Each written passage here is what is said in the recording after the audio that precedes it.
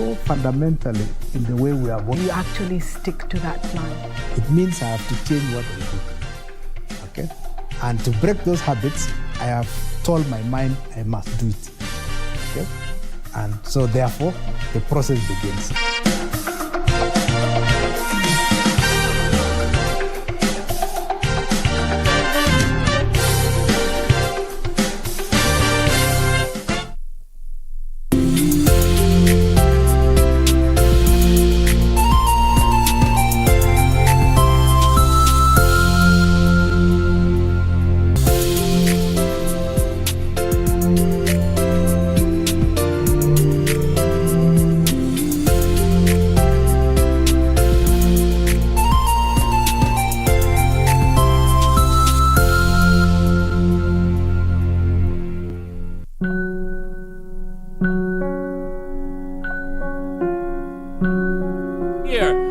I'm CEO material, right? You want me to answer phones? Are you serious? Very serious, Mr. Ding. This is the job our system selected. What do you do? Answer phones. What? What's that look for? Whatever it is, just say it. Go on. I've had enough of you walking back and forth. And admit to the things we've lost. Time to say goodbye. Flying man. Say goodbye to the past. 用一段故事建筑一座城堡，回房间去后就不再打扰。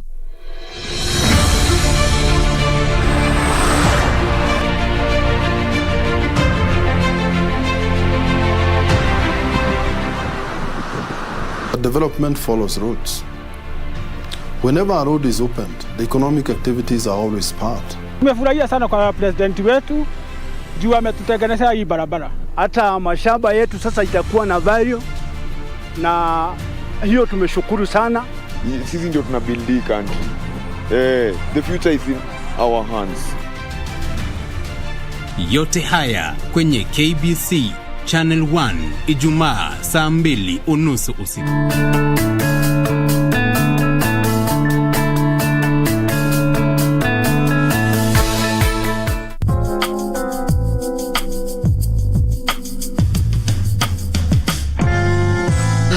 You okay?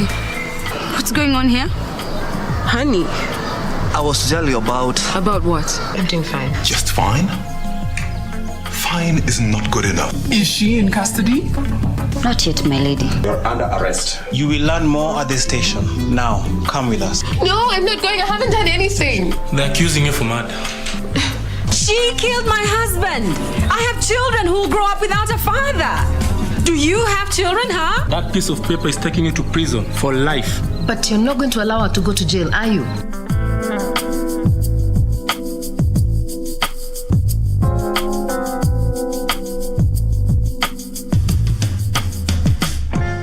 Beacon Furnitures Limited.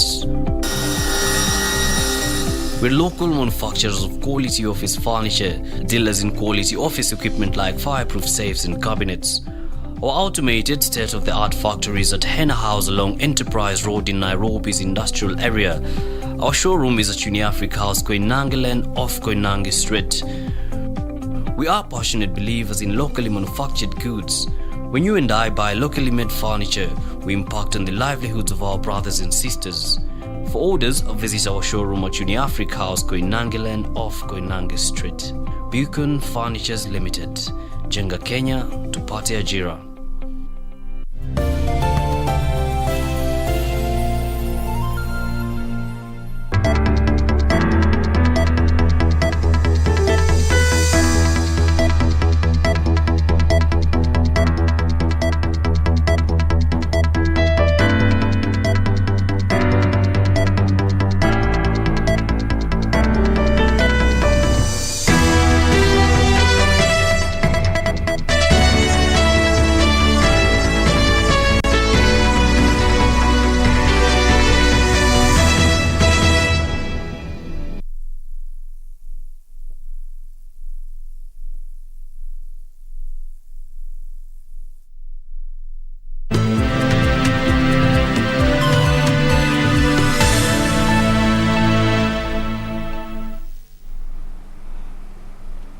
Good afternoon. This is Lunchtime News. We have a comprehensive bulletin lined up this afternoon.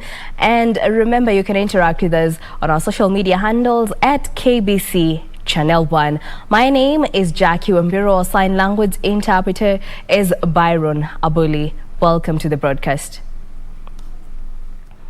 Narok South Member of Parliament Korey Olelemain has called on the Independent Electoral and Boundaries Commission to come up with strategies to ensure that the pastoralist community is included in the mass voter registration exercise set to begin mid this month. The legislator says the prevailing drought had forced many residents to migrate in search of food and water for their animals, and as such, many may be locked out. Meanwhile, former Kamukunji Member of Parliament Norman Nyaga has declared his interest in vying for the senatorial seat in Embu County.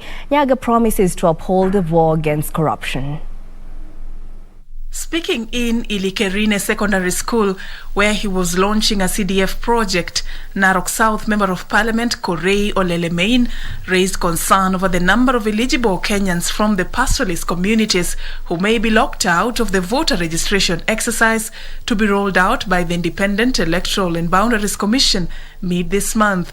Lemain noted that the prevailing drought has forced many families to migrate in search of food and water, calling on IEBC to devise ways to ensure that they reach as many of them as possible.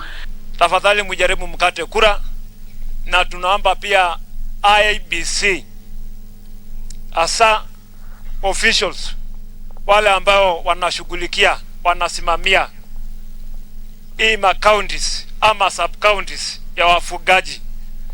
Ni mzuri hata nyinyi mjue hao watu wamehamahama, kwa hivyo hata nyinyi mtajaribu njia ya kuhakikisha kwamba hao watu mmewapata, si kukaa kwa ofisi peke yake. Hiyo haitatusaidia sisi.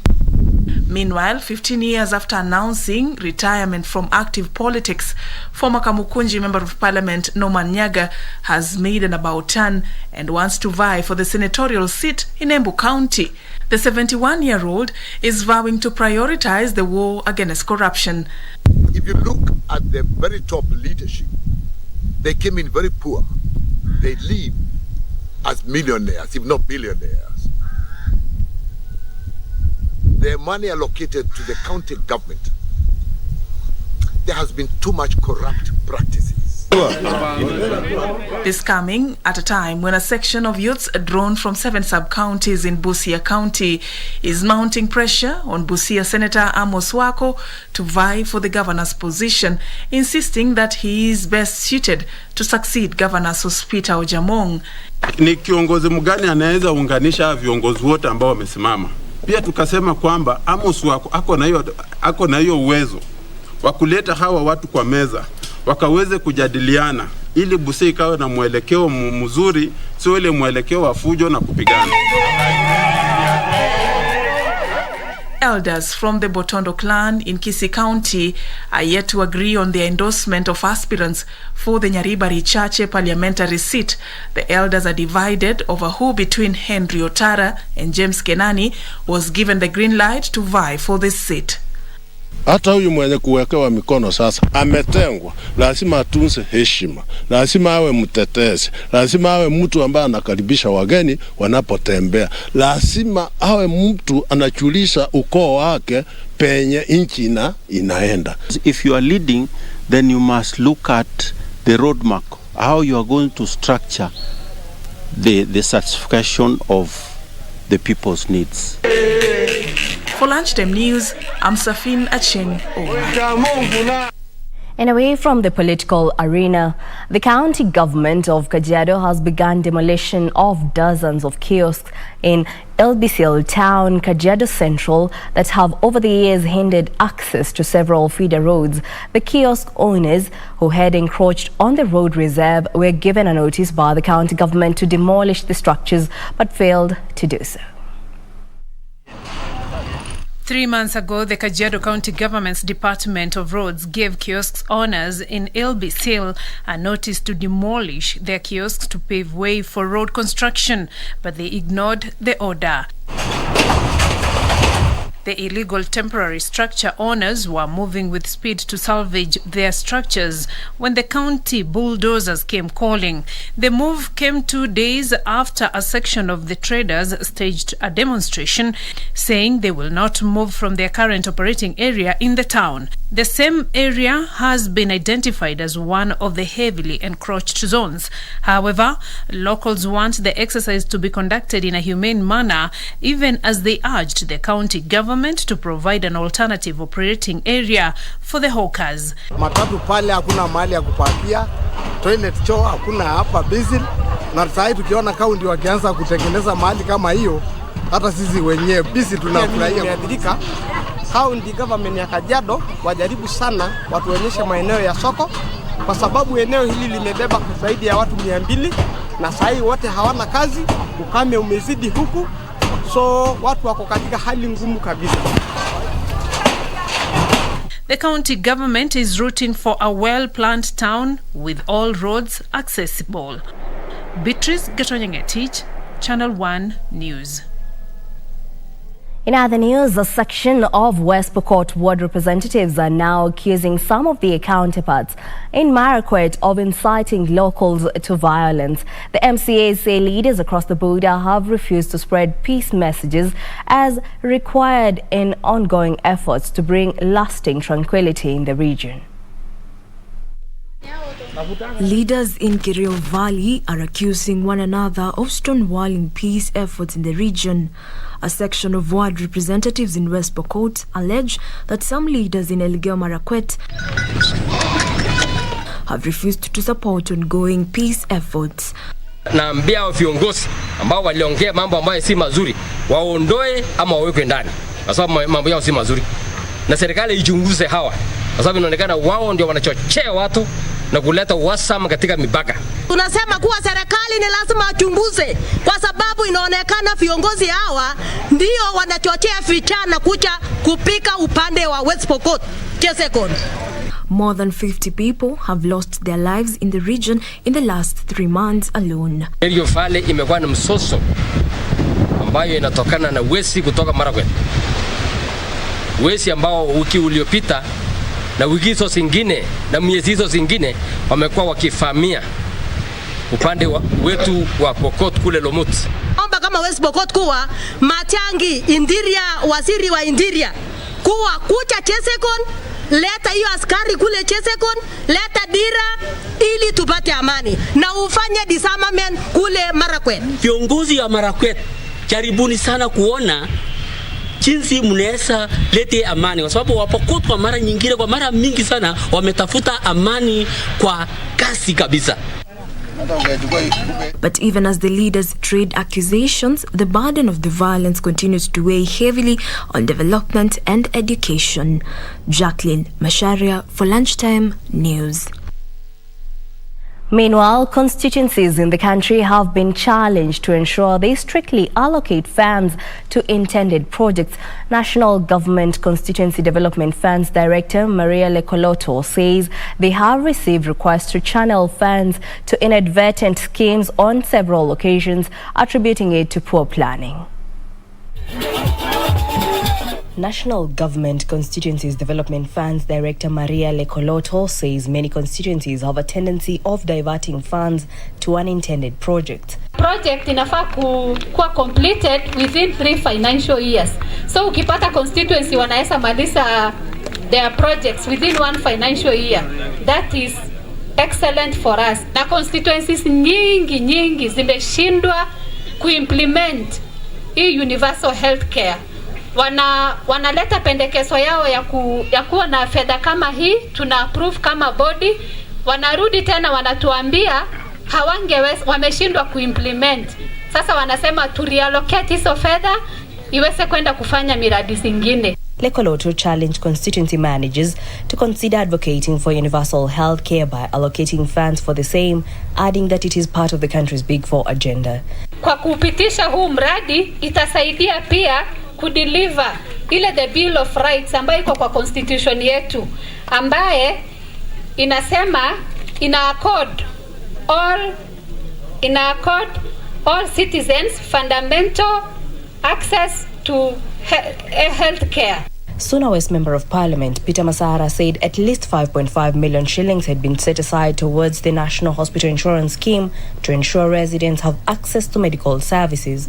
Come 2030, it should be that everybody, all Kenyans can access medical services, whether they are rich, regardless of their position in the society. Whether they are poor, they are old, disabled, they have to access affordable and quality health care.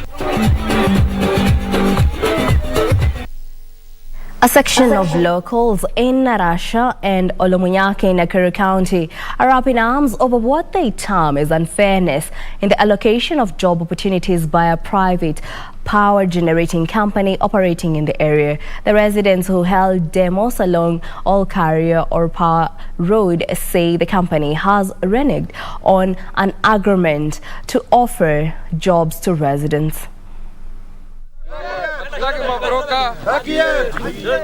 Residents of Narasha and Olomunyake have accused the power generating company of turning back on an agreement signed 15 years ago. The agreement was to ensure locals are hired into the company.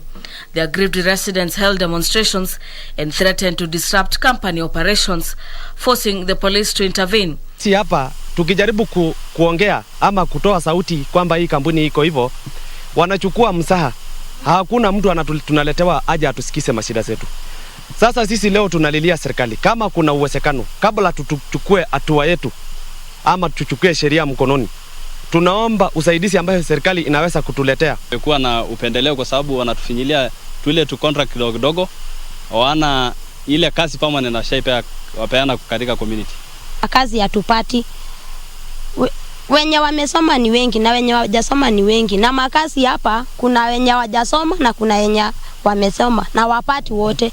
Tunashindwa hii kampuni ni ya haja gani kwa hapa? Na sisi wamejaribu kuongelesha, hata sisi wanaandikiana MOU na anaenda kupoteza.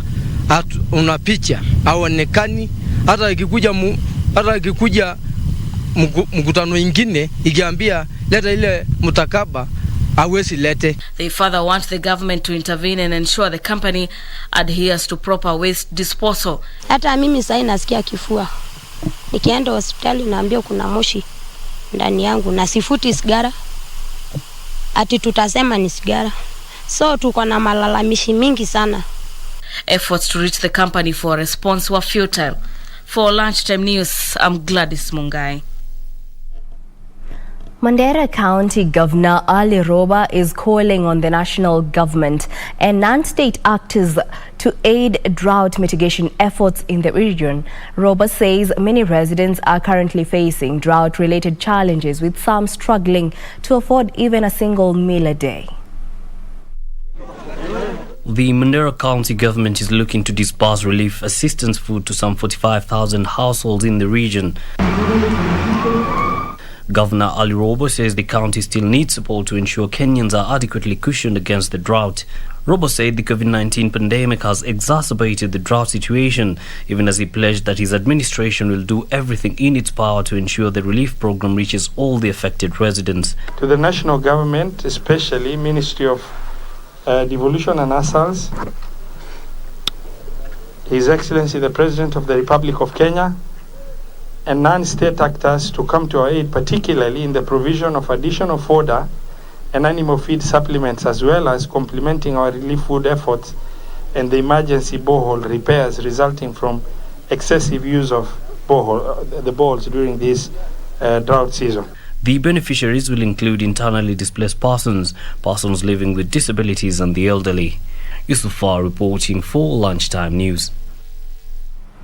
Now, residents of Kimende constituency in Kiambu County are in shock following the mysterious death of a police officer attached to the Kimende police station. According to eyewitnesses, the police officer was last seen leaving one of the bars in the area before boarding a boda boda to go back to the station, only for his body to be found lying lifeless outside the police station. The residents are now calling for a crackdown of all those selling illicit brew in the area. Jamaa anafahamika kwa sababu mara ya mwisho alipatikana pale town akipita huko, alafu akakuja mpaka hapa jioni hivi, akakuja na hizo zingine akaja kumalizia starehe zake hapa. Na sana sana hizi pombe, kwa sababu tumekuwa kama community tukipigana na pombe hizi haramu, tugeopa sipigano nazo kabisa, na ijulikane alikunywa wapi, na kama ni pombe ambao ni moja ya pombe ambazo zimekubalika kuwa ikitumika na binadamu. Kama zio hiyo zijulikane nani alimuuzia na hatua za kisheria zichukuliwe. Youth who have completed a secondary school education have been urged to enroll into government-sponsored technical and vocational training institutions to acquire skills. Experts say this will help them create employment instead of waiting to be employed.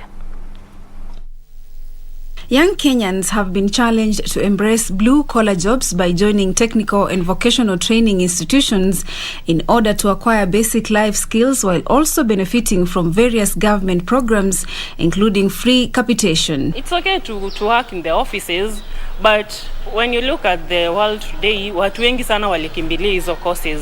Zenye zimebaki sasa ni hizi technical zenye tunahaji kila mtu afanye. You don't have to go do something that imejaa kwa market.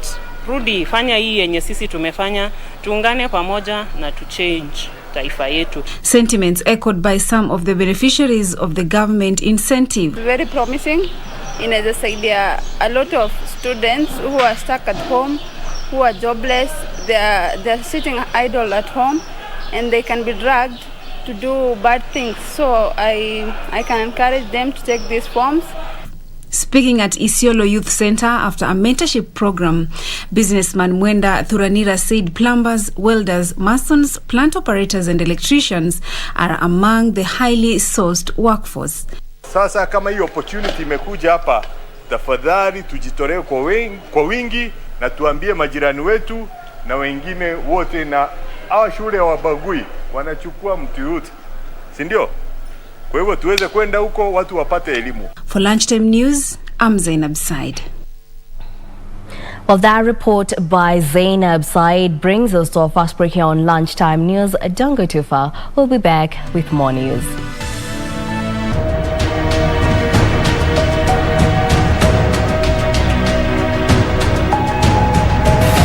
Actually, I took this decision for the economy of Uganda.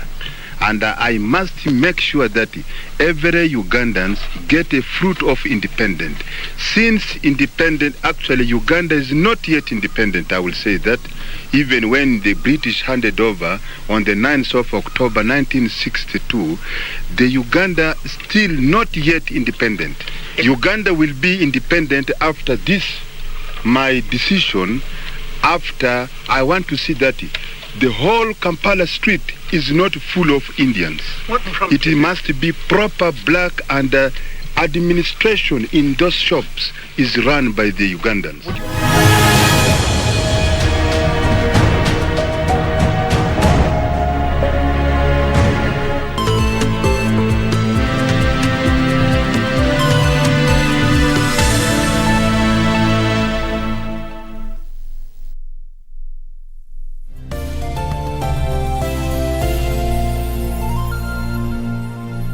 Mambo?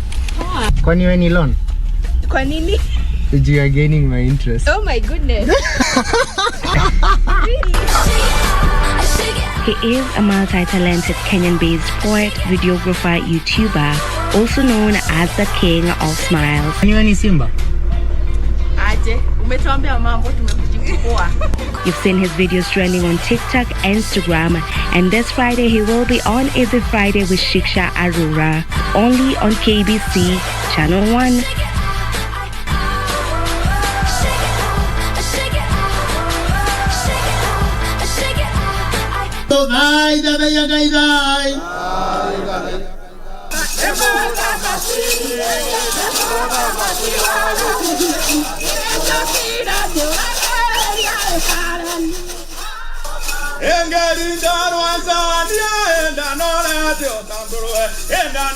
Ukami.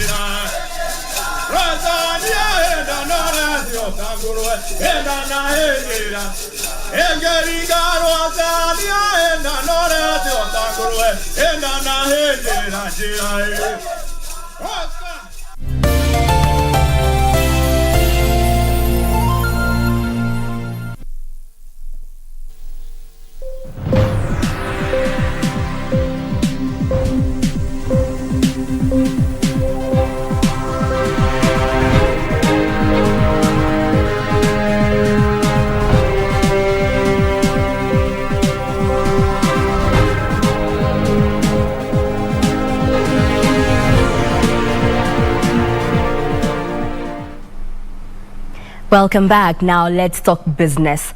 The government, through the African Development Bank, has funneled an additional 20 billion shillings into the dualling of roads in Mombasa. The State House Chief of Staff Nzioka Maite says the roads are 98% complete and will increase trade and regional integration by easing movement of cargo to and from the port city. The rehabilitation and expansion of the 41.7 kilometers road connects the port of Mombasa directly to the landlocked countries of Uganda, Rwanda, Burundi, and forms an essential connection to South Sudan, the Democratic Republic of Congo, and parts of northern Tanzania.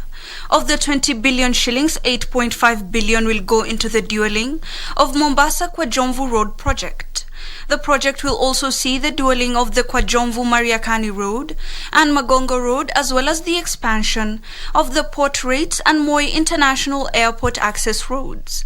The Kenya National Highway Authority says the roads will provide several routes for trucks and transport cargo from the Mombasa port to several destinations within and outside the country. Currently, the travel time has been very high. You could take, as you have heard here, we could take even 6 hours to drive from Mariakani to Mombasa town.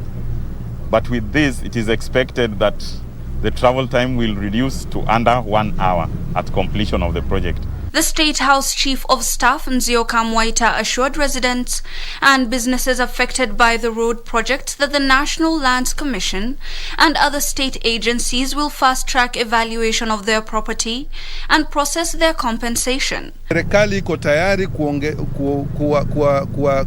kuketi nao, kuongea nao na kutafuta njia ya suluhu ya kumaliza hii shida ambayo inawakumba. Reporting for Lunchtime News, my name is Ibak Said. In other news, Baringo County is looking to leverage cooperative societies in poultry farming to improve the lives of its people. The county government says it has 255 registered cooperatives, while only 94 are active. The devolved unit has donated chicken incubators with the potential of hatching over 1,000 chicks in 3 weeks to boost poultry production. As drought ravages parts of Baringo County, the county government is focusing on cooperative societies for poultry farmers to improve food security. Poultry farmers in the area have been grappling with the high cost of buying chicks and caring for them till maturity. The incubators launched by Baringo Deputy Governor Jacob Chepkony seek to provide affordable chicks to the farmers. Chepkony said the county is keen to improve the earnings of its citizens and open up revenue streams for the county.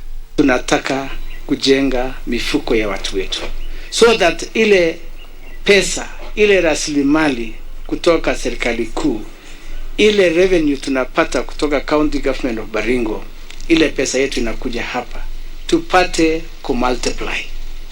Naamini amutaenda fanya kuku peke yake, mutaenda pia kuangalia ni nini ingine tunaweza fanya ili tuporeshe uchumi wenu, ili muporeshe.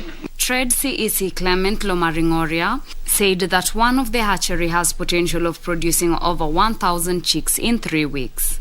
Hii hatcheries iwasaidie. If one hatchery can give 1,056 chicks in 3 weeks, what of 9? Yote inakuwa 9,500. Kumaanisha there will be a good business taking place within Baringo. Reporting for Lunchtime News, I am Teresa Mta.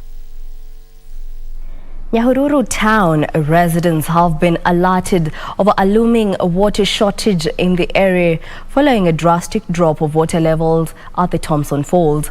Residents have been urged to conserve the environment to cushion against decreasing water levels. Speaking in Nyahururu town while inspecting government projects in the area, Laikipia County Commissioner Joseph Kanyeri warned over a looming water shortage that has been attributed to land degradation and deforestation. He has at the same time urged the residents to conserve the environment to protect the water catchment areas. In the rivers where they harvest the water to get into the system, the water levels have really gone down. They get water from Thompson Falls. Partly this can be blamed on the weather, but it is noticeable that there are bad practices by the residents of some parts of the Aberdare, which is the catchment area for that river. We'd want to urge people to conserve the environment, in particular not cut trees anyhow, not cultivate along the riparian areas, because this will see such a big project not realize its optimal benefits. He also noted that the Nyahururu Water and Sanitation Company benefited from 1.2 billion shillings from African Development Bank to expand its infrastructure, noting that such a big project may fail to materialize if the environment is not conserved. The company's managing director, Peter Mwangi, regretted that they spent close to 2 million shillings monthly to treat the water before distributed due to contamination. The national government, in collaboration with the county government of Laikipia, enjoyed a facility from ADB worth about 1.2 billion to augment the water supply, that is the network for this company, and we are happy the project has been implemented well. We normally use around 2 million for chemicals to treat our water, and currently what's happening is like the water quality at the source has gone so bad such that we are even using more chemicals than we used to use. A youth-driven organization that started off as a charitable entity to help orphans took a different turn 7 years ago when it ventured into the cottage industry to generate income.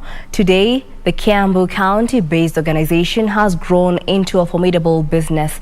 Our reporter Yusufar interacted with the founders of the organization and filed the following report on this week's edition of Young and Industrious.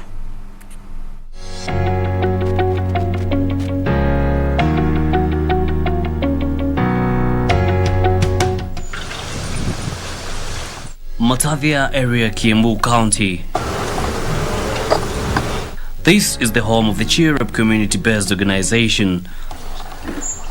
The organization's operations manager welcomes us, and after brief introductions, we are briefed on the organization's history. So Cheer Up started as a feeding program for orphans and vulnerable children. So initially guys would give donations, and then kids would be supported in various ways. In 2004, it was registered as a self-help group, and it continued its operations. 2013, it was registered as a CBO with the Ministry of Gender. Cheer Up Enterprises kicked off in 2013 with drying of vegetables during the peak season and their retail during the dry season. The organization, comprising youthful membership, used to source excessive veggies from farmers before drying and milling them to sell later.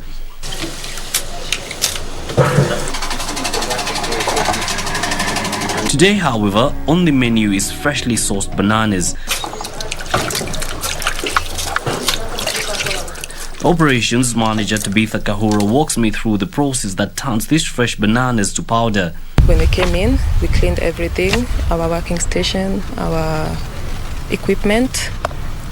From there, the personnel, the one who work in that area, they'll start cleaning them. and preparing them for the dryer. That involves cleaning, cutting the tips. Yes, and also we weigh them. We have to weigh the initial weight of the bananas before we dry so that we can compare with the dried ones and know the ratio. The solar dryer usually takes 2 to 3 days depending on the weather, and once ready, it is time for milling.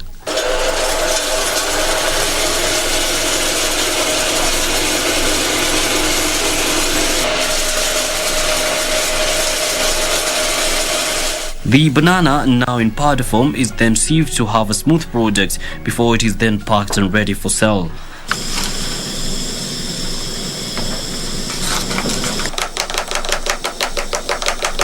We get a front row seat to this porridge made from the milled banana, and this is sumptuous.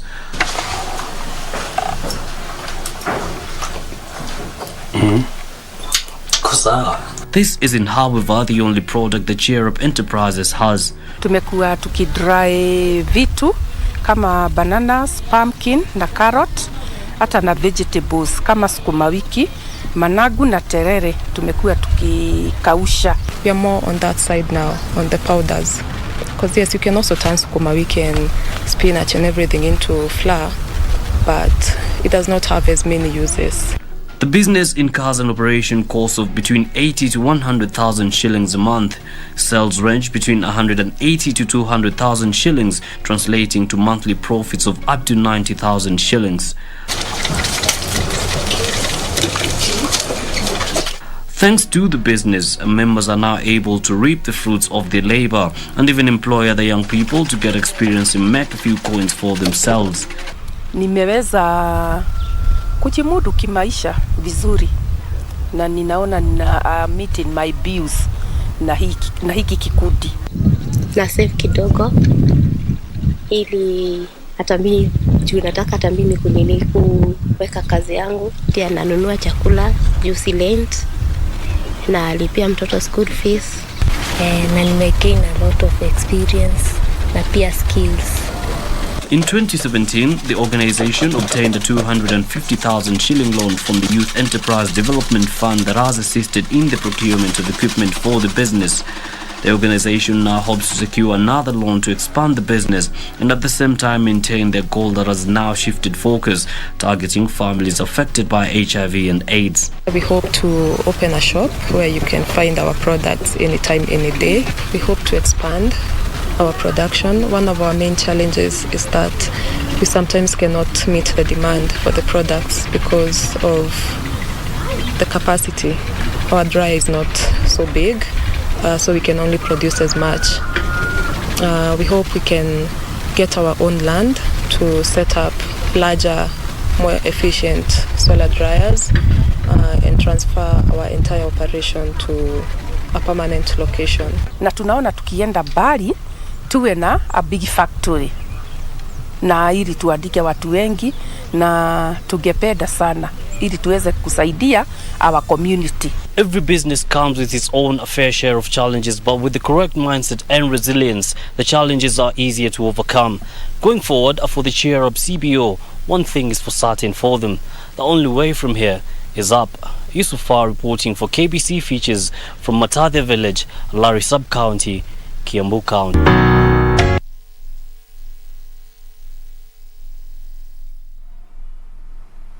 Now moving on, directors of smallholder tea factories have been appointed to the tea board as it starts to take shape.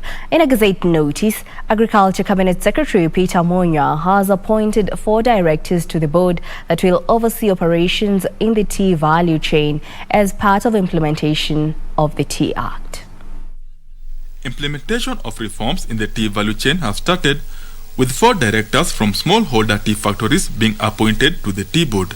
The board, which is required to have a maximum of 16 members, will be tasked with overseeing the operations of the tea value chain. The board, among other things, will be charged with licensing of tea factories and tea traders, as well as setting the minimum tea buying prices to protect farmers from exploitative prices. This comes at a time when smallholder tea farmers have been grappling with low tea bonus payout in recent years, blamed on mismanagement and low global tea prices as a result of increased production. Meanwhile, Kenyans will have to contend with the high cost of maize products that are seen a 2 kg packet of maize flour retail at about 120 shillings. Agriculture Cabinet Secretary Peter Munya says the government will let the market forces dictate maize prices. Tutahakikisha hiyo haibadiliki. Mkulima aendelee kunufaika na jasho lake. Hawa akiuza anapata at least mapato yake, pesa iongezeke. Late last year, millers had written to the Agriculture Ministry to let them import maize to stabilize high maize prices that had seen a 90 kg bag of maize retail at more than 3,000 shillings. Benson Rioba reporting for Lunchtime News. Local pig farmers are steadily venturing into pork processing to increase their margins. Despite this, they face the challenge of accessing animal feeds, which is now costly. On today's episode of Farmwise, we explore Daichi Farm, which is one of the local pig startups that has ventured into pork processing. In 2016, Jennifer Kome and her co-director started this pig farm with only 50 animals. The number increased to over 3,000 pigs during the farm's peak. The farm currently houses 1,500 pigs since they are gradually destocking. We have had a crop of 3,000 pigs on this farm. Currently, we are engaged in primary production, meaning we grow up our pigs at the farm, and we are also engaged in processing, which is value addition. The pigs are housed in different units depending on their age.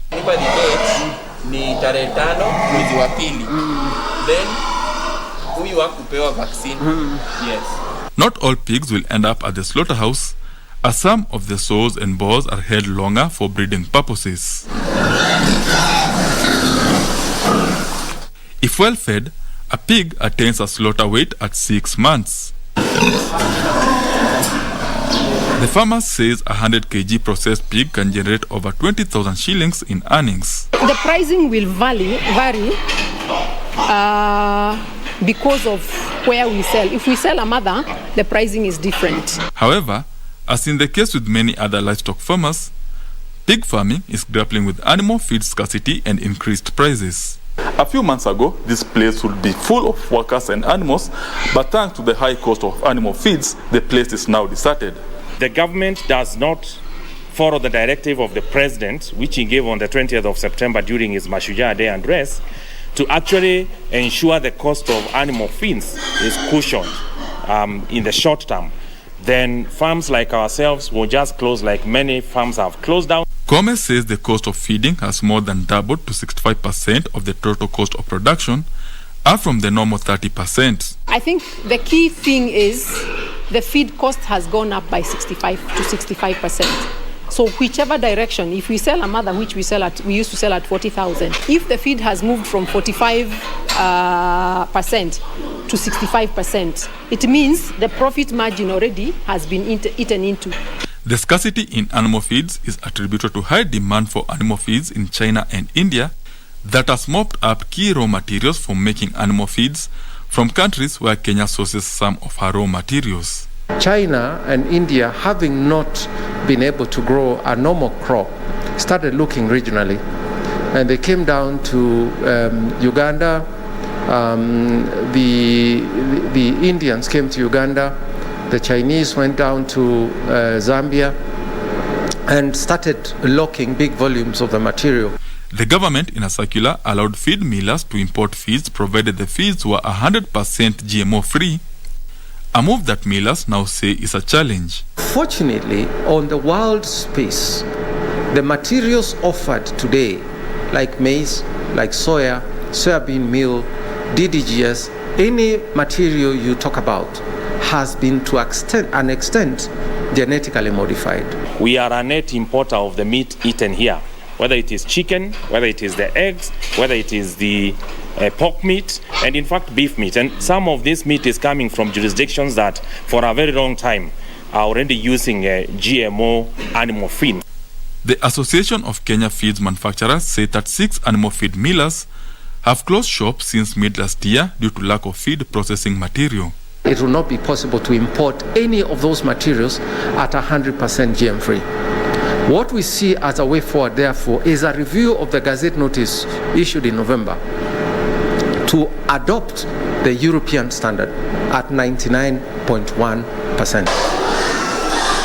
For now, Daiichi Farm is operating below capacity, with pigs receiving reduced feed ratio that the owners say has affected the weight of the animals, hence lower income. The annual pork production in Kenya stands at an average of 14,000 metric tons, against a consumption of 33,000 metric tons. Benson Rioba reporting for FarmWise. Now, in other news, do you operate a small business? If you do, did you know that you could customize customer-facing operations through conversational interfaces? Kenyan innovators have come up with ways of helping businesses build USSD, WhatsApp, and programmable SMS solutions without the need for any technical expertise. On Tech One, we take a look at how small businesses can utilize plug-and-play tools to offer customers instant feedback to queries.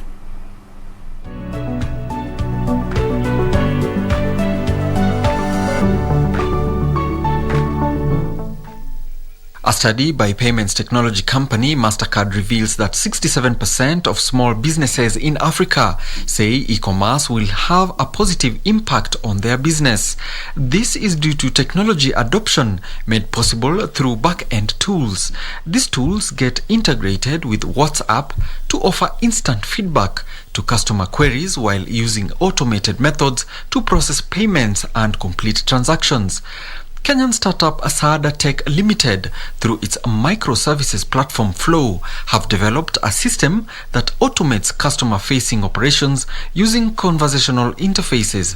Currently, the International Trade Center (ITC) reports that SMEs that adopt technology in operations are more desirable, especially those that adopt a systematic form of easy tooltips on only the best no-code platforms that guide customers to easily input questions and choices being tops.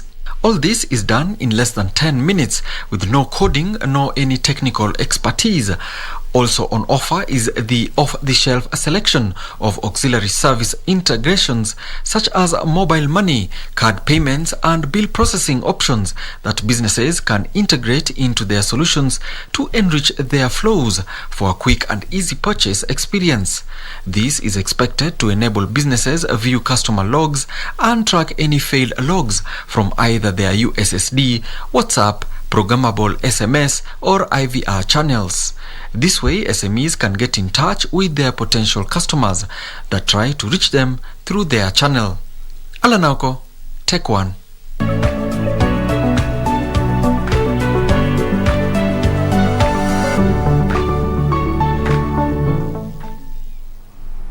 Fast rising debt levels and choking interest payments are putting Ghana at growing risk of a debt crisis. Economists are warning that while strong global commodity markets mean Ghana's economy is expected to grow a respectable 6% this year, the threat of another double-digit fiscal deficit means its already crushing debt burden will almost certainly worsen. Here are the details of these and other news from across the African continent.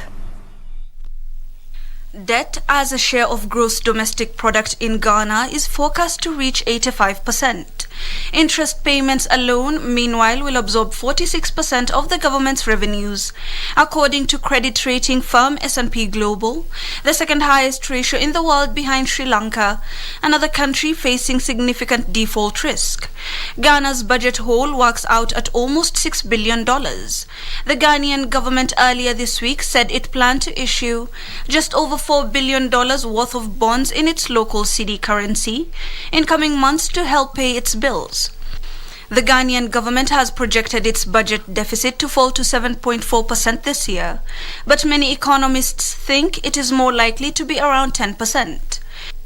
Meanwhile, the African Development Bank will offer South Sudan a $14 million grant to boost food security, value addition and trade. African Development Bank country manager for South Sudan says the 5-year project will be implemented by the Food and Agriculture Organization of the United Nations in conjunction with the Ministry of Agriculture and Food Security. The project will help increase the production and incomes of almost 20,000 farming families, noting that the grant will benefit formerly internally displaced persons now returned to their homes in need of economic reintegration. Finally, Rwanda expects its economy to have grown 10.2% in 2021 after contracting 3.4% a year earlier, helped by improved performance in agriculture, recovery in industry and construction. Rwanda's finance minister says the economy was hit hard in 2020 by the effects of restrictions aimed at curbing the spread of COVID-19, particularly tourism and other main sectors. The 2021 growth forecast is more than double the finance ministry's May projection of 5.1%. The International Monetary Fund projects that Rwanda's economy will expand 7.2% this year. And away from that, North Korean hackers stole almost $400 million worth of digital assets, and it lists 7 attacks on cryptocurrency platforms last year. The attacks mainly targeted investment firms and centralized exchanges. Blockchain's analysis company Chainalysis said it was one of the most successful years on record for cyber criminals in the closed East Asian state. Here are the details of these and other news making headlines across the globe. North Korea has routinely denied being involved in hack attacks attributed to them. In a report, Chainalysis said from 2020 to 2021, the number of North Korean-linked hacks jumped from 4 to 7, and the value extracted from these hacks grew by 40%. The firm says the hackers used a number of techniques, including phishing lures, code exploits, and malware to siphon funds from the organization's hot wallets and then move them into North Korea-controlled addresses. Cryptocurrency hot wallets are connected to the internet and cryptocurrency networks and so are vulnerable to hacking. They're used to send and receive cryptocurrency and allow users to view how many tokens they have. Meanwhile, technology firm Google plans to spend $1 billion buying one of the London sites, Central St. Giles, in which it is currently a tenant. Google says it will be undertaking a multi-million-pound refurbishment of its offices there to ensure they were on a par with those in its New King's Cross development currently under construction. This will ensure it provides more space so that offices can be less densely populated, and will include collaboration spaces and inclusive meeting rooms for hybrid working as well as covered outdoor workspaces.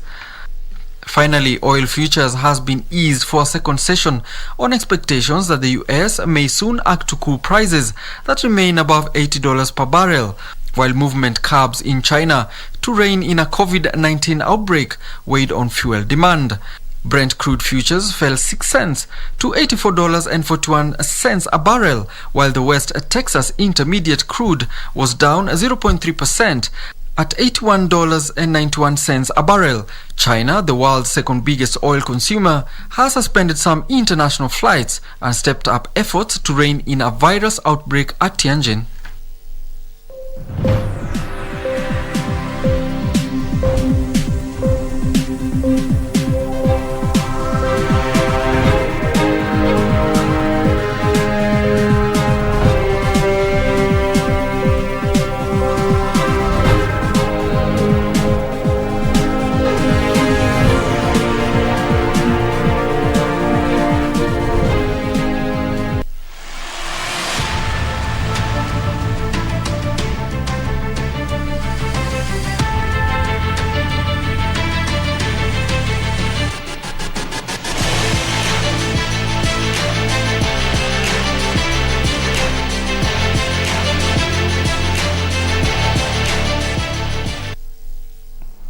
And on news making headlines in the sports arena, Australia has revoked tennis star Novak Djokovic's visa for a second time in a row over his right to remain in the country unvaccinated. The decision by Immigration Minister Alex Hawke on health and good order grounds means he could be deported. However, the 34-year-old Serbian can still launch another legal challenge to remain in Australia. The men's tennis number one was scheduled to play in Australian Open, which begins on Monday.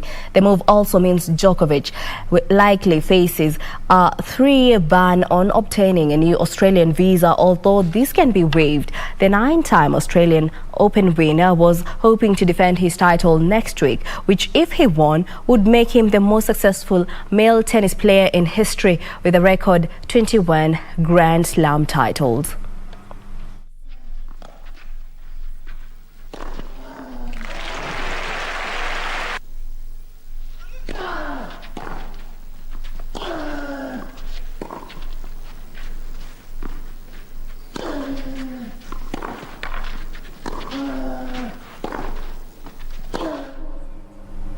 Arsenal manager Mikel Arteta praised his side's fight, determination and brotherhood after the 10-man Gunners frustrated Liverpool in the first leg of the Carabao Cup semi-final at Anfield. After battling for a goalless draw, Mikel's side now hopes to register win in the second leg. Back from Minamino! The touch may well have come off Ben White. After an unforced error, Granit Xhaka was dismissed after 24 minutes of the play for denying Liverpool's midfielder Diogo Jota a clear goal-scoring opportunity. And so have Arsenal, and a red card. No. At the midway point of the first half. Straight. Despite coming under intense pressure, Arsenal registered their first shot on target 71 minutes into the contest. With the match ending goalless, Arsenal manager Mikel Arteta praised his side fight, determination and brotherhood.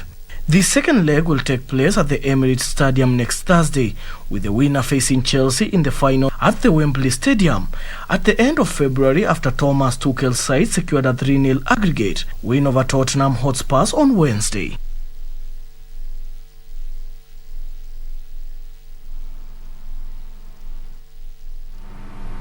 And in other news, Kenya Premier League leaders Kakamega Homeboys will play away to KCB this weekend at Utalii grounds, hopeful of retaining the top spot with the Bankers second on the log. Elsewhere, English champions Manchester City hope to extend their lead at the top of the English Premier League standings when they welcome second place Chelsea at the Etihad Stadium. Meanwhile, Everton will be keen to get back to winning ways when they play away to Norwich City at Carrow Road. For more schedule for this weekend, here is the Weekend Diary.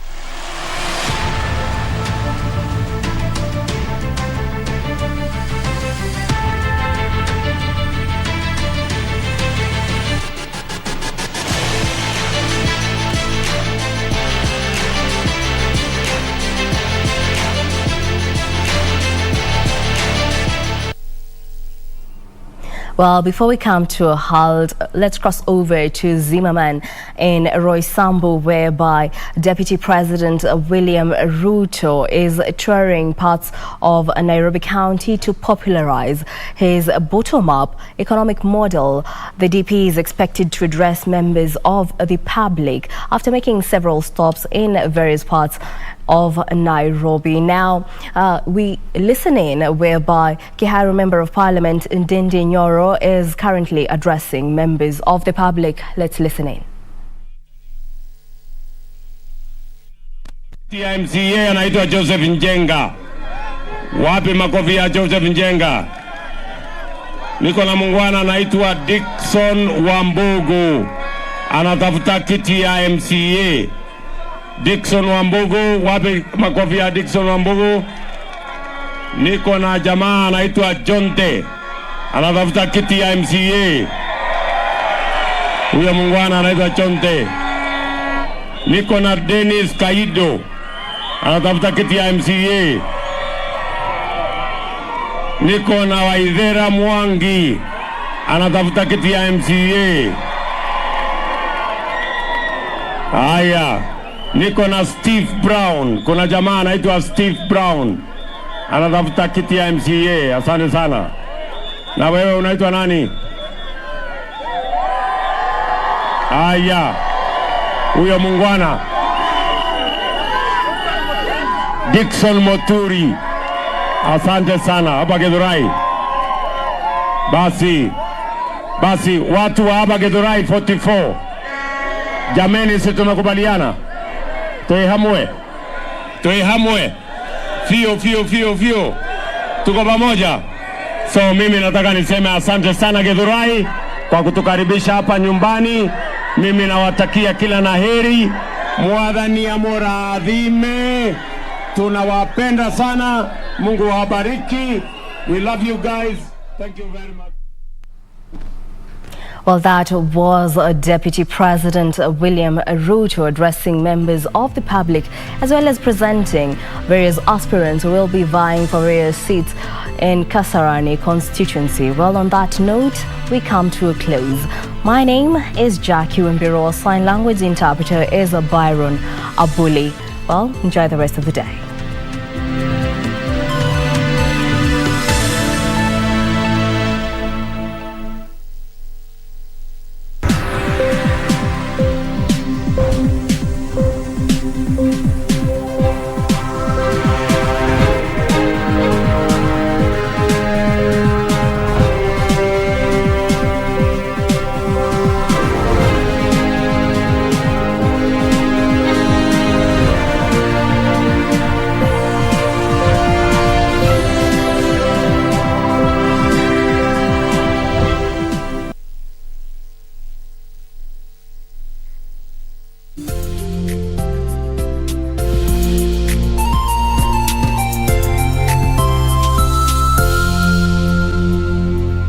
Ili kupata sikiza tune hii ya mwanzo mpya, bonyeza *811*815#. Usikae hapo na kujihurumia eti kwa sababu ulikosea ama ulianguka. Maisha wakati mwingine utapata umeanguka ama umekosea. Pata mafunzo pale. Unapopata mafunzo, inuka tena. Kung'uta mavumbi, songa mbele. Yaliyopita jamani, si ndwele, ganga yajayo. Maana kuna nguvu katika mwanzo mpya. Ili kupata sikiza tune hiyo ya mwanzo mpya, bonyeza *811*815#. *811*815#.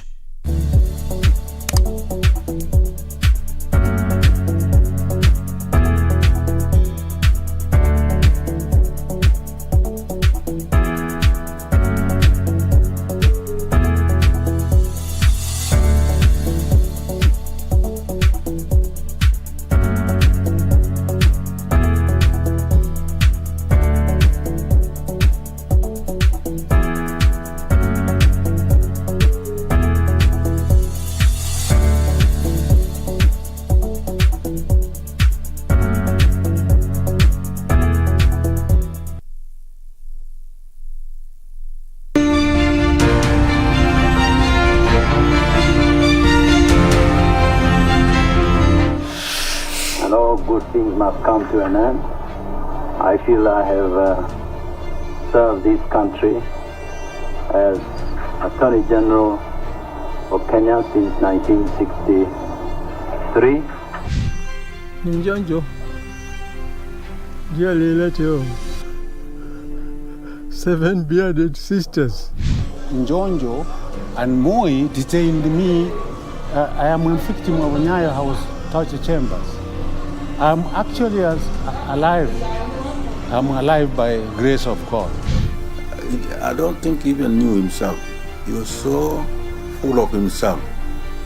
And this can do a lot of harm to some people who believe in self-identification.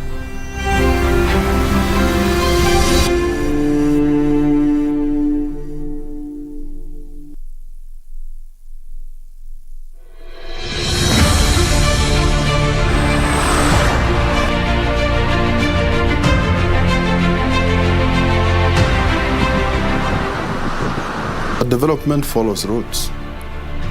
Whenever a road is opened, the economic activities are always part. Tumefurahia sana kwa president wetu juu ametutengenezea hii barabara. Hata mashamba yetu sasa itakuwa na value, na hiyo tumeshukuru sana.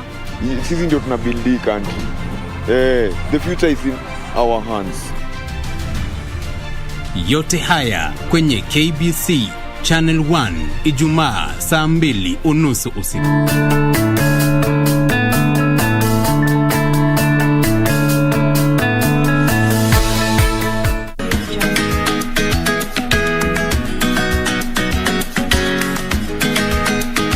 Sasa yani hata iweje yani, na yule aliyoko pale saizi haezi toboa. Mimi nilikuwa nakufuata bwana, ili tuende kule mjini tukutane na governor, tumfunge mdomo, tuendelee na kazi. So what happened? Paka tumpe time, hebu tumpe mwezi mmoja tuangalie wafanya kazi kweli ama wafanya. Mwezi mmoja tena? Mwezi mmoja. We shall deal with them ruthlessly. Na wewe mwenyewe utaona.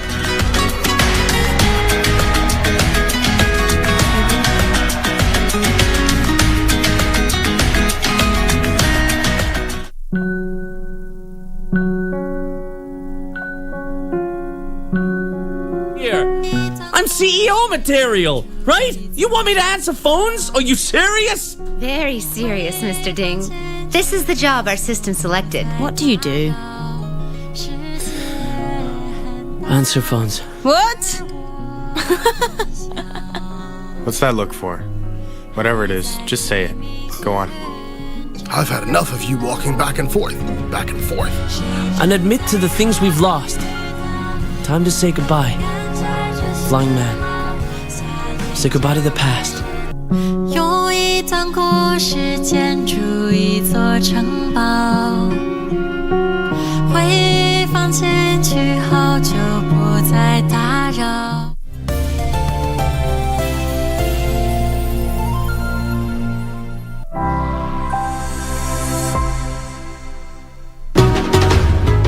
Climate change is deemed the greatest threat to public health in the 21st century.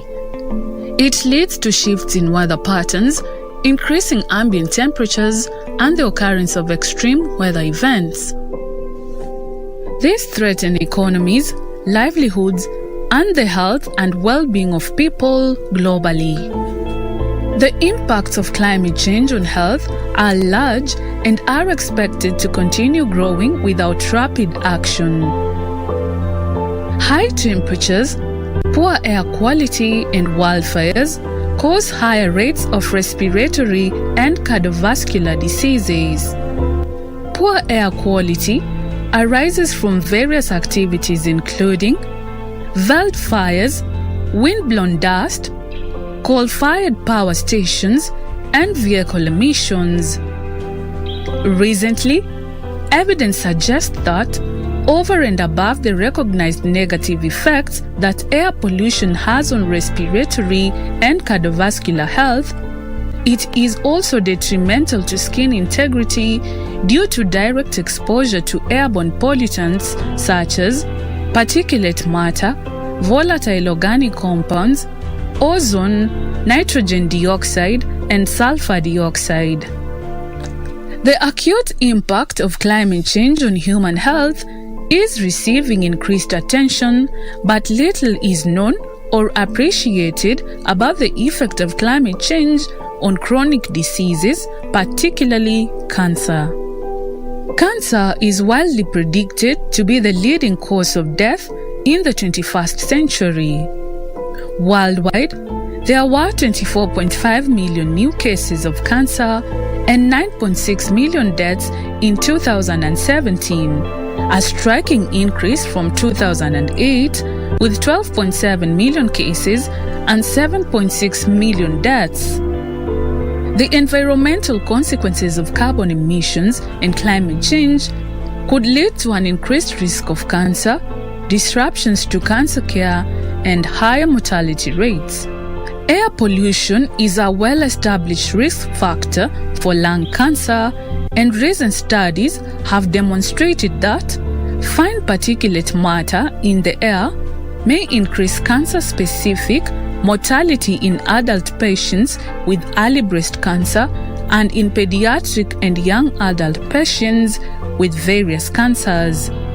Sedentary lifestyles and poor diets are additional risk factors for cancer. Increases in global temperatures driven by the combustion of fossil fuels are expected to cause major changes in weather patterns, leading to natural disasters that are both more frequent and more devastating. These catastrophes are likely to increase exposure to carcinogens, as has already been observed in the aftermath of several recent natural disasters. Natural disasters also cause major disruptions to medical care, which can delay routine screenings, diagnosis, and treatments for cancer, ultimately increasing mortality rates. They can also damage essential infrastructure, interrupt medication supply chains, and lead to the loss of medical records. The COVID-19 pandemic has provided a clear example of this disruption, shifting medical resources away from cancer and causing thousands of patients to delay cancer screenings out of fear of contracting the virus.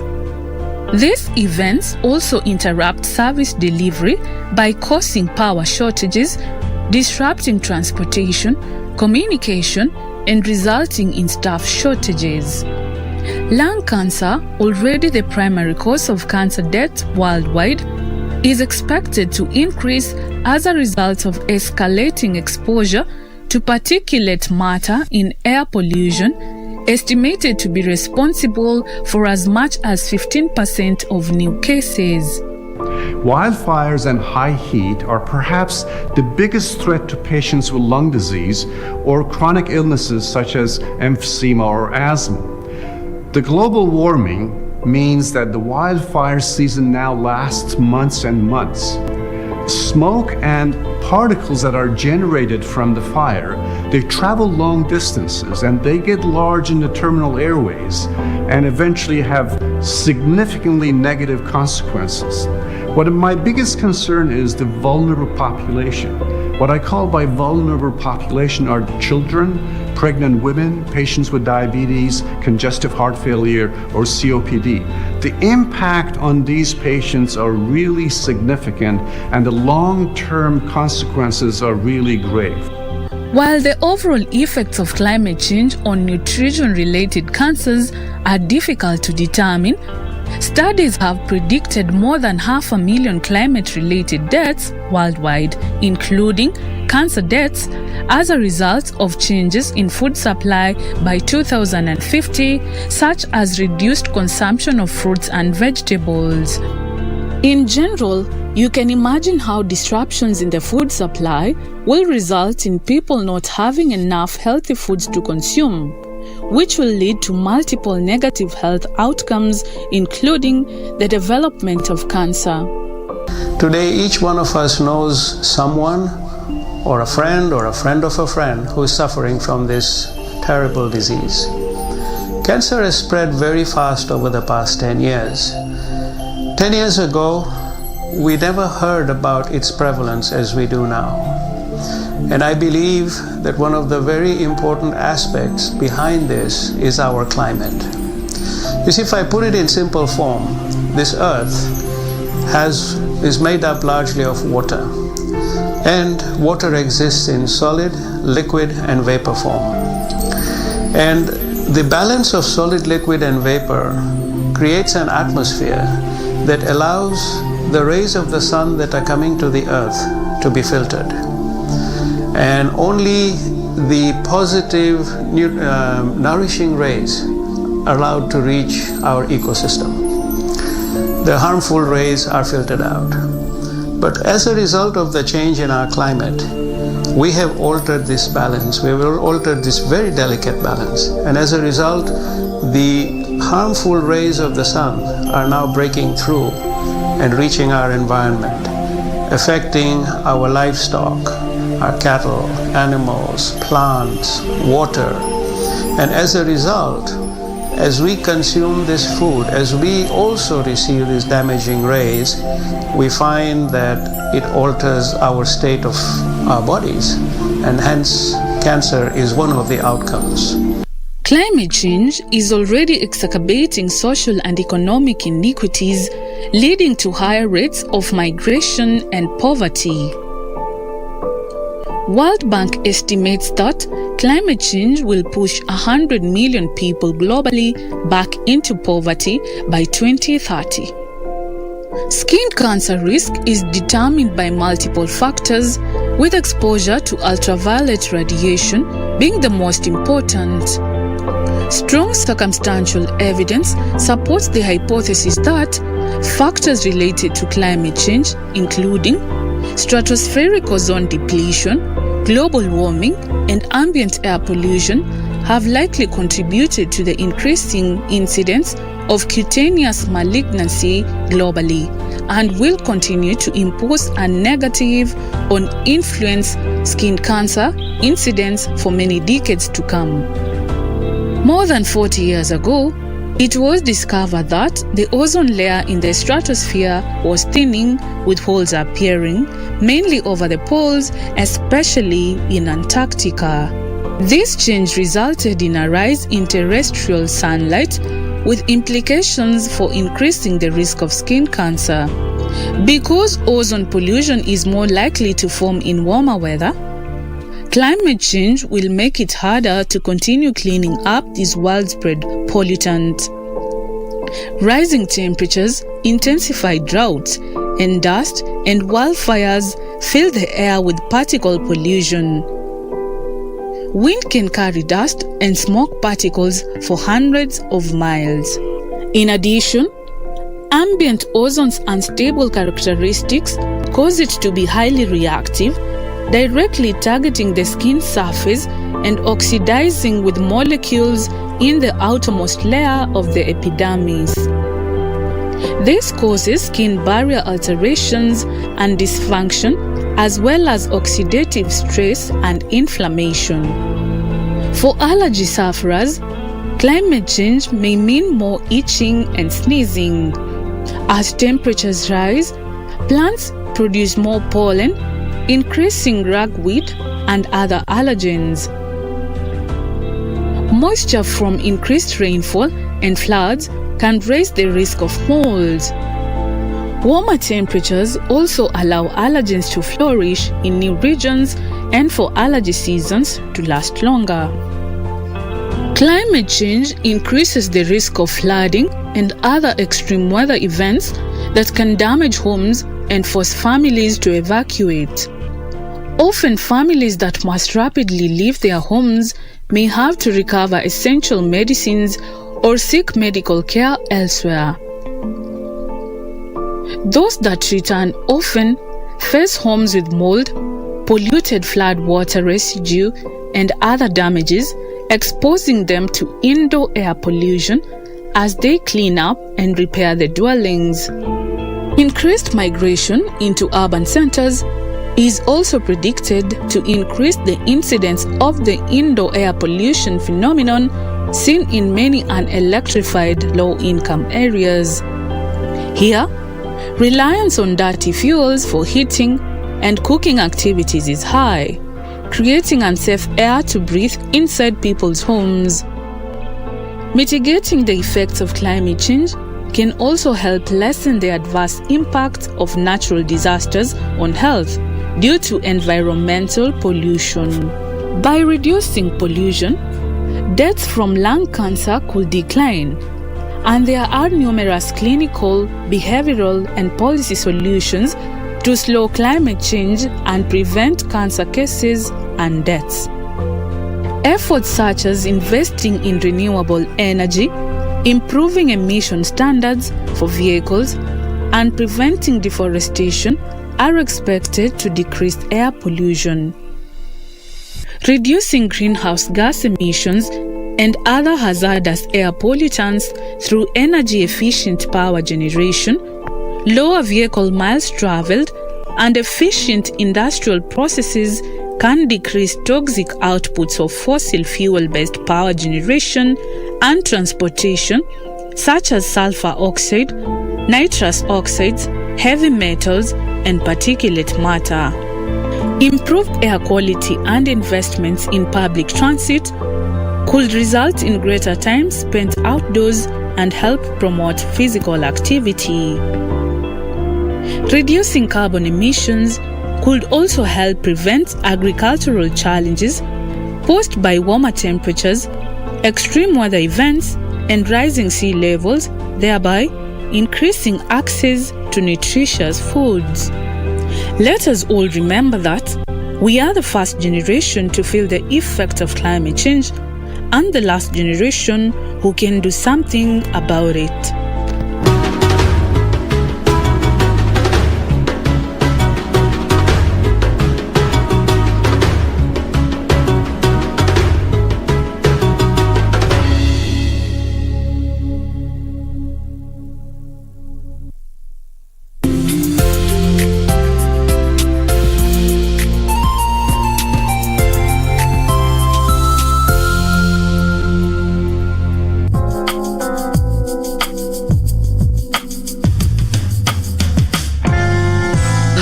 You okay?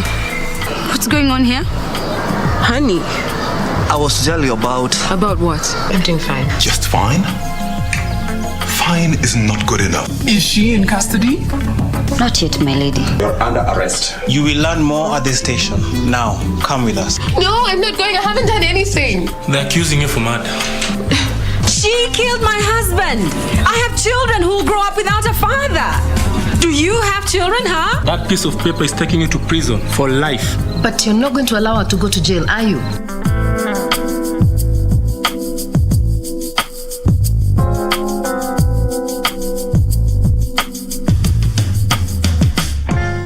Mambo? Kwani wewe ni loan? Kwa nini? You are gaining my interest. Oh my goodness. He is a multi-talented Kenyan-based poet, videographer, YouTuber, also known as the King of Smiles. Kwani wewe ni Simba? Aje, umetuambia mambo tumekujipoa. You've seen his videos trending on TikTok, Instagram, and this Friday he will be on Every Friday with Shiksha Arora, only on KBC Channel 1.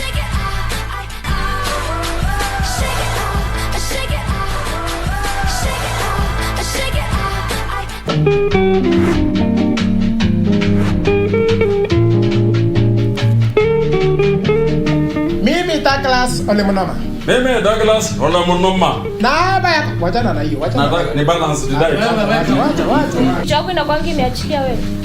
Kuachilia nini? Juu vitu anaongea hata zieleweki. Hii mtoto iko na kasorobo. Blaina. Kale kakachura kama bati kenye mepak shule unaita gari. Chura. Nonsense of a human being. Mwalimu anakuanga na kitu. You know your father has never performed anything in class. What are you adding value to this school? Mimi nakaa wenu. Hata iwesekani. Astroman. Tutalink. Tunalink. Kijamo.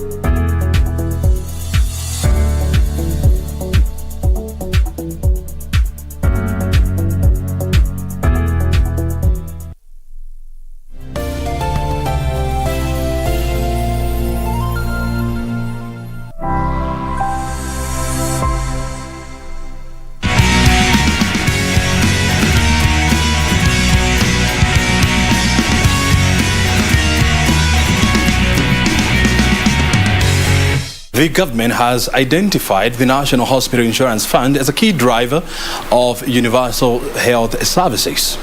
The fund has undergone major transformation in the last 10 years to align it to this plan. What is the role of NHIF in the UHC plan?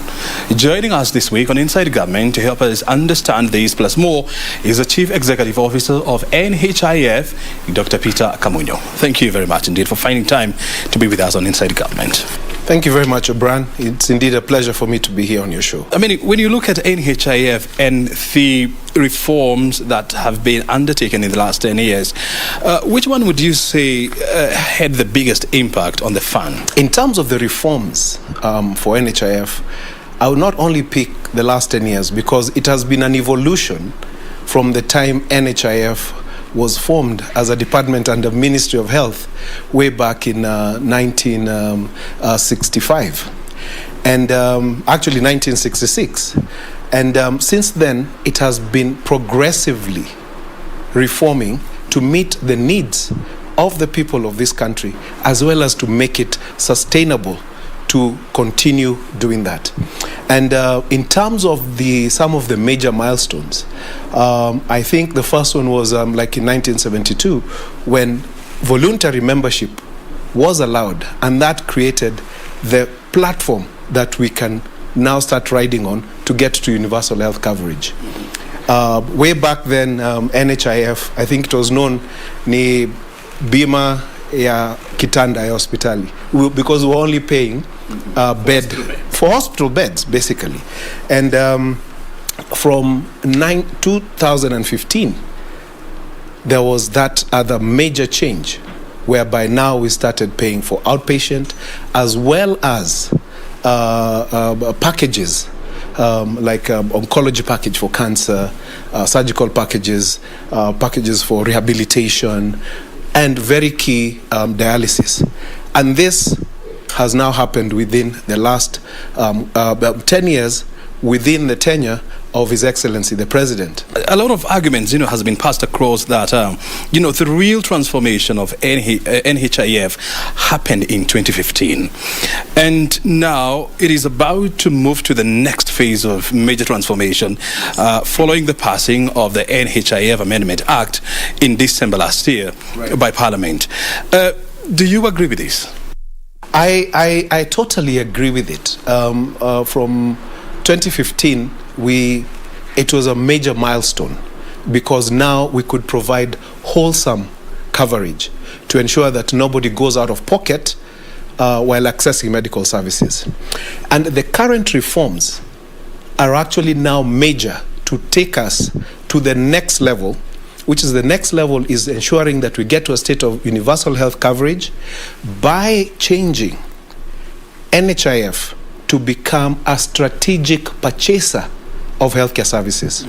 And in the current reforms, which have been informed by very many task forces and key and driven a lot by the Ministry of Health, I would put them in 4 big buckets. And these 4 big buckets, number 1 is digitization. And in digitization, if you're going to cover the whole country, whereby everyone is paying a premium and we are paying claims, it is not possible to engage at that level on an analog fashion, on paperwork. So digitization. And we have embarked on that process in a big way. If you recall, in 2020, October 31st, His Excellency the President launched our biometric registration, which currently is the way that you're able to access services. So we are doing away with the cards. When you go to hospital, you don't have to wait for your principal member to bring the card to access services. Just your fingers and you're able to access. We've also, since July of last year, July 11th, we've launched our electronic claims. Now the hospitals are submitting their claims electronically. So this is this is where now staff rationalization comes into play. Exactly. Are you likely to lay off some of your workers? We are likely to align our staff appropriately. Meaning? Meaning, for example, if it is digitization, we make sure that the staff are retooled, reskilled to ensure that they're able to do that. Staff who might opt to be able to go if for example, their jobs are no longer required, that might happen. But the process is currently ongoing. We actually have a team that has been working on it, and we shall have the final structure with the final establishment to show us and take us to the next level of NHIF. Are you likely to embark on a VEF, voluntary early retirement for your staff? I think that would be advised once we are complete with the process, because looking at the staff as we are ensuring we have the proper assignments to be able to deliver on the promise and to deliver on the journey to UHC, to be a strategic purchaser. So that. Let's talk about your staff, because any organization is as good. When you look at staff workload analysis, yes, what information do you get? NHIF is actually social health insurer. So we are literally an insurance company. So all the functions that you find in an insurance company, you also find with us. And as we increase the sophistication and employ more technology, we adapt. And I'll give you an example. Like our customer experience center. By May 2020, we were only able to do about 200 calls a day. Right now, we are doing about 6,000 calls a day. And when you look at the core competencies of NHIF, the work demand and the phase that now you are entering, vis-a-vis the core competencies of your staff, what do you get? One of the things we have really evolved. If you look at our operations now compared to 10, 15 years ago. And the beauty of this organization as well is that it also invests in training of its staff. And that has been an ongoing process. So you'd find quite a number of the members or the staff who are there now have undergone various trainings, and these trainings have been also in conjunction with the ministry, also supported by our development partners, in order to upskill in the evolution. And even as we are looking towards the organizational transformation, and that is where even employing more staff who are competent in certain areas that skill is currently not within the fund is something that we're looking at. And that is something that will push. When you look at, customer service satisfaction level, yes, for NHIF, yes, it ranks the lowest in the insurance industry here in Kenya at below 50%. In the new phase and in the organizational transformation that we are embarking on, how do you plan to boost this? Customer satisfaction, in fact, in insurance of any form, is almost the core of the functionality of it. And why do I say that? Because insurance is a business of trust. You give me a small premium and then I promise you this level of business. And for any member to access that benefit, they are in a loss situation. You are actually unwell. So how you interact with the member when they need that service is very key, because health is emotive. Very, very key. Now, as people compare, it would be good to also understand the scale of NHIF. On average per month, we handle about 150,000 admissions and close to 400 to 600,000 outpatient visits. I'm sure when you compare with the private insurers, you'd find it's a very little fraction of that. Of course, it is expected, bearing in mind that NHIF controls almost 80% of Kenya's insurance premiums. Actually, not. In the last year, the premiums collected in private insurance was actually about 44 to 45 billion. Yet the premiums that NHIF collected on the National Health Scheme was only 38 billion. 38 billion covering 23.5 million lives, and 45 billion for about close to 2 million lives. So you can see the difference is actually quite huge, yet the benefits are almost similar. Private insurers have always argued that it is high time that the National Hospital Insurance Fund is divided into two entities: one to offer social insurance, and the other one to offer commercial services, in a bid to level the playing field. Do you agree with them? NHIF is a social health insurer, and NHIF operates not for profit. And when you look at even what is proposed in the new NHIF Act amendment, the operations of NHIF will be twofold. The National Health Scheme, where we have the membership of the statutory contributors who are the formal sector, the informal sector, and it has been proposed that they will be obligated to pay, and sponsored programs for those indigent and vulnerable population who would be sponsored by government, counties, and other well-wishers. Do you believe, the current business model of NHIF is sustainable? Absolutely. And there have been certain tweaks or reforms to ensure that. The current ongoing reforms are specifically geared to ensure that we transform into a strategic purchaser of health, to ensure that the benefits cover the growing needs of Kenyans, and to ensure that sustainability. And that would be achieved as a social insurer by having the whole pot.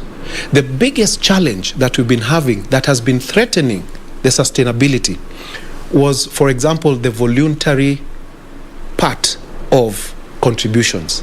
In fact, I can tell you, like in the last financial year, for every shilling under that group, we spent 3 shillings in terms of claims. And why? Because it's voluntary. So because people don't understand the concept of insurance, whereby you pay when you are well, so that when you're unwell, it takes care of you, only the sick, only the ones who have need, only the ones who need surgery, only the ones who need dialysis, only the ones who need to deliver were actually paying. So now with the new law, and that is why it was very important that the NHIF Act amendment, the regulatory framework to support that leap into UHC and to support the sustainability of this vehicle, NHIF, to ensure that we achieve one of the big 4 agenda of His Excellency the President. You see, the original design of NHIF, was modeled along the NHS, of England.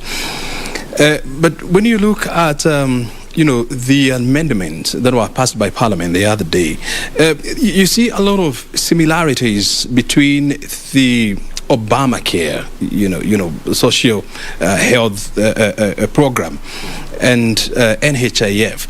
But critics have argued that whereas the Obamacare caters for a certain group of Americans who cannot afford health insurance, on the other side, NHIF requires serious reorganizational skills in a bid to get to where it ought to be.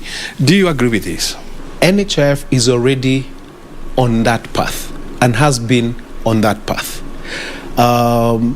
Over the years, as at the last end of last financial year, the number of members registered was about 12.9 million principal members registered. So that means if you translate that into the number of individuals, that time we're looking at about 23.5 million, which is close to 50% of the Kenyan population.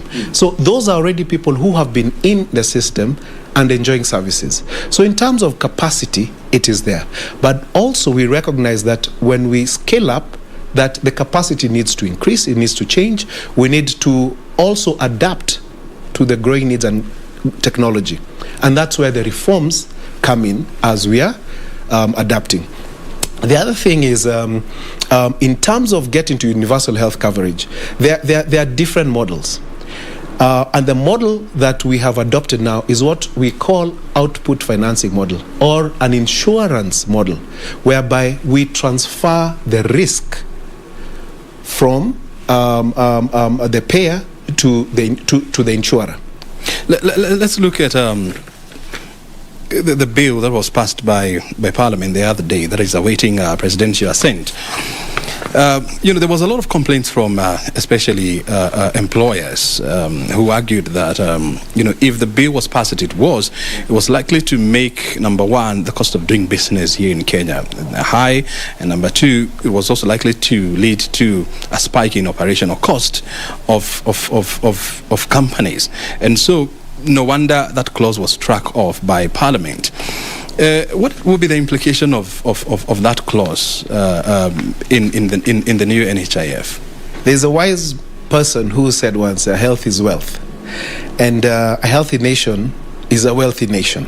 So primary drive towards ensuring that Kenyans and employees have good health is very important. Now, in terms of like in the Act, there was the issue of employer matching contribution. I would like to draw your attention to, even privately insured employees or Kenyans is less than 2%, it's about 2%. And for the employees, the contributions we get from employees as we speak now ranges from 150 shillings to the 1,700 shillings per month at the top band. You'd be surprised that 13% of all those contributors actually contribute less than what the voluntary contributors contribute, less than the 500, meaning that 13% contribute less than what the person out there who does not know whether they're going to earn a shilling that day or not. So that was one area that needed some correction. And when you look at any country that has been able to achieve universal health coverage, the employer also puts their skin in the game. So right now, as it is not the employer who is contributing, it is only the employee through that deduction. This matchup by employers, was part of your future revenue projection. Now it is not going to come. How would this impact your operations? I think it is when you look at the bill as it had passed the National Assembly on the 21st of December, is that there will be employer matching for those who do not have their own private insurance, or the private insurance is of lesser benefit. But the number is negligible. It is negligible in terms of, and I actually would not say negligible, because every contribution actually counts. Because we are looking at the bigger picture. Every contribution actually counts. The other issue that came out, when that bill was being discussed was, your operations cost, your operational cost. And it was argued that, at about 14% of your total revenue, that was considered to be very high.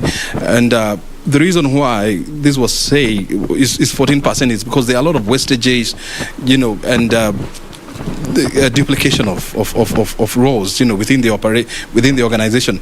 Do you agree with them? And if it is true, how would you bring this down?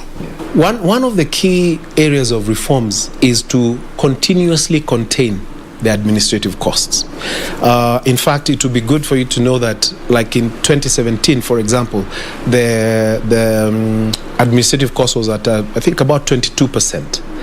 In the last financial year that we've just gone through, the admin costs was at 11%. So this is continuously going down due to increased efficiency, also, and as you've mentioned, reduction of wastage. And as we increase the pool, that is bound to go down even further. Our target is actually to get the admin cost at about 5%. when we have a state of UHC. And that is a journey that we are committed to. That is a journey that you can see from the numbers progressing for the last couple of years, we are continuously pursuing. The other issue was, political patronage. And, save for the last 2 or 3 years, there was a time when NHIF was synonymous with boardroom wars and political wrangling, which somehow impacted negatively the trust of contributors. How are you going to ensure, going forward, how are you going to ensure that, NHIF is shielded from political patronage and boardroom wrangles? Yeah, that's a very heavy question. But one of the things is, you can see we have a very committed board right now, led by our chairman. And all these efforts, all these results that we are seeing, we could not have seen without the board working together. But boards come and go. Boards come and go. And we are looking at the periods. Number 2, the support that has been continuously coming from the Ministry of Health to also support, because the Ministry of Health is our oversight. Number 3, if you look at even the proposal in the NHIF Act amendment to further improve on the board composition so that we are able to discharge on this. There is the inclusion of Council of Governors. There is also the inclusion of ensuring that the skill mix within it is able to support the functions of the board. Let's also look at the issue of fraud within the health system in Kenya. And, it is as high as 35%, 40%? It is high. It varies. The statistics, and we don't have the full statistics, but it's anywhere from globally from 10 to about 30%. Yeah, many studies in different countries have shown, varying. And indeed, it is a global problem. The attempt to try and suppress that number, through legislation, was thwarted by members of parliament when they shot down, the proposal to make it more punitive for fraud claims. How will this impact on your attempt to cut the number of fraud claims in your system? In terms of managing fraud, there are many ways of managing fraud, because fraud also is perpetuated from different levels. Fraud can be member driven. More often than not, the member themselves are in the middle of it. It can be driven internally by support from staff, and the other key player in terms of that is the provider. So all this interplay. And the types of fraud, the most common one that we have is like impersonation. That O'Brien, I take your card and I go and get services. We actually almost look alike. So I could pass for you. Now, and that is one of the biggest causes of fraud. So how do we reduce that? The reduction of that is what we've done by introduction of biometrics. The other one is claims and fictitious claims by providers. They actually manufacture claims. I can give you horror stories of people we've caught who have rooms full of people just manufacturing claims. So now with the e-claims, that should reduce that. What about internal fraud? Yes, also internal fraud. We have a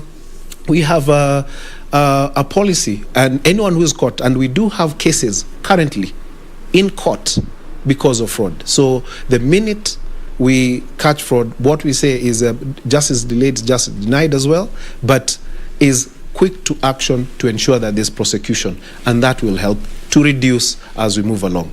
And our policies are internal policies, is corruption free, and we want to uphold that. But also we know that there are rotten eggs here and there, that action is taken swiftly and promptly. In the case of reimbursements, how do you plan to rationalize and standardize your reimbursement? Because it absolutely does not make any business sense, that in one hospital you're paying 50 shillings for Panadol, in the next hospital you're paying 500 shillings for Panadol. How do you plan to rationalize that and standardize? I particularly like that question, because we're in the process of recontracting for our cycle of 2021 to 2024, and that, what you've said, is the key, one of the key new things that we have put on board, and that is complete standardization of our reimbursement across all levels. So all level 2 healthcare providers will be paid a same rate, whether they are public, whether they are private, whether they are faith-based. And we've extended that all the way to level 6s. And we've also looked at the rates to ensure that we adjust them for risk for facilities that deal a lot with non-communicable diseases. So a lot of work that the team and the board has been doing over the last 1 year to ensure that at this point in time, we are able to cure that lack of standardization and standardize our reimbursements across and this also will help in reducing fraud and also reducing the complaints and delays, because now it will be possible to also automate the interaction, because when you have differential rates, it means you require human intervention. But now when you standardize, we're able to automate even our interactions. Because we have to come to the end of this interview, Kenya has been talking about achieving UHC by December 2022. We are talking about 10, 11 months from now. Yes. Do you believe this is achievable? Absolutely, and without a doubt. And to say that, because I always say this even to my team and people who engage, what is universal health coverage? It is not a scheme. Universal health coverage is a state where every Kenyan has access to the care that they need without suffering financial hardship. It doesn't mean it is free. It means, O'Brien, if you can afford a lot more and go to hospital XYZ, you're free to do so. But the person who does not have access is identified and supported so that they can also get that care. And that is demonstrable right now because the government has started by identifying the poor and vulnerable. And this was done through the Ministry of Health and Ministry of the Department of Social Protection. And of the 5.1 million indigent households, the government has already paid up for the first 20%. 1 million households, as we speak today, can be able to access care. What's your message of assurance to people who are watching this program and asking, is Kamunyo talking about the same NHIF that we have known? Indeed, we are talking about the NHIF that you have grown up with, that is evolving to make sure that it is there for you continuously.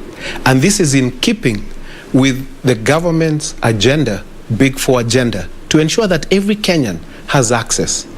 This is in keeping with the Ministry of Health's efforts to ensure that provide an environment where every Kenyan has access to quality care without suffering financial hardship.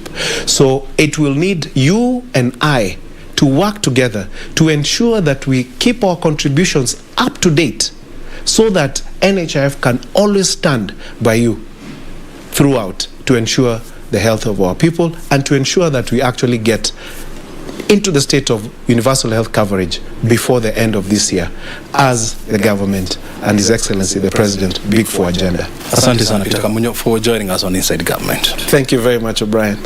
Dr. Peter Kamunyo is the CEO of a National Hospital Insurance Fund, joining us on Inside Government to help us understand what the fund is doing to help in the achievement of universal health coverage here in Kenya. O'Brien Kimani is my name. Thank you for watching. We do this again on Friday next week. Have a good afternoon.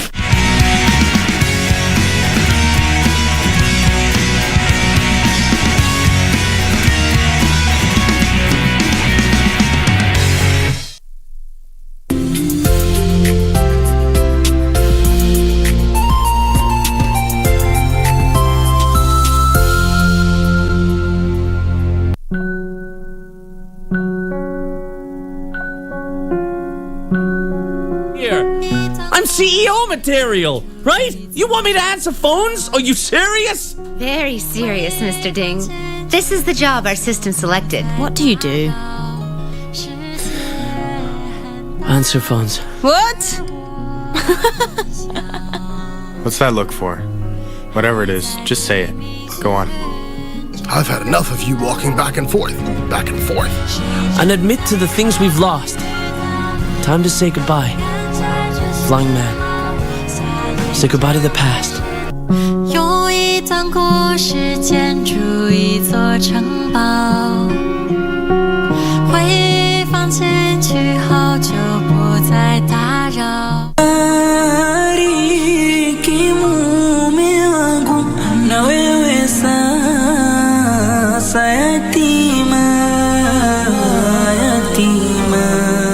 Utasema mke wangu mimi? Wewe umemwoa kwa mahari, umefunga nikaha, unampatia chakula, mavazi na nyumba, kila kitu, mke wako.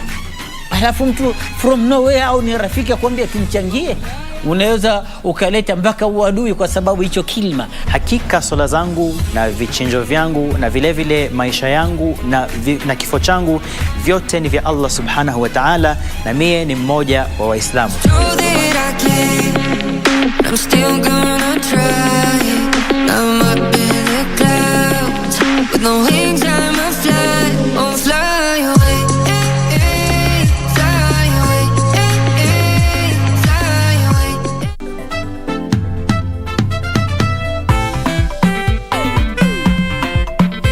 Walimu, I think we should work with the law of probability. Madam Antibella, you are interfering with my lesson. Can you get out? Oh, Mr. Fleet, please. Is that how you talk to your colleague? Haram. A'udhu billah, Mr. Malim, I don't drink alcohol. I'm already Antibella, and we have to wear a kabisa. Imagine that's why my plan this month is positivity, and I plan to achieve that by avoiding those other people. Bwana Kinyanju, that sounds like a fundraising group, Bwana.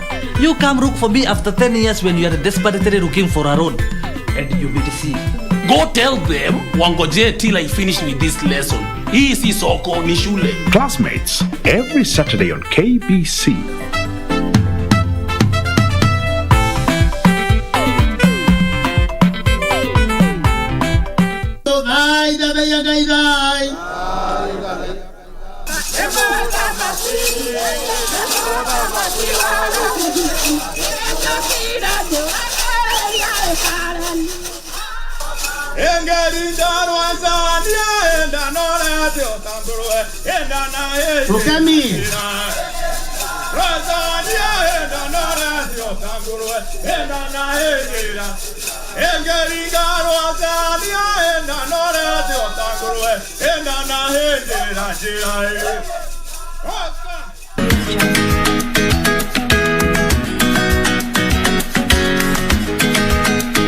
Sasa yani hata iweje yani, na yule aliyoko pale saizi haizi tuboa. Mimi nilikuwa ninakufuata bwana, ili tuende kule mjini tukutane na governor, tumfunge mdomo, tuendelee na kazi. So what happened? Paka tumpe time, hebu tumpe mwezi mmoja.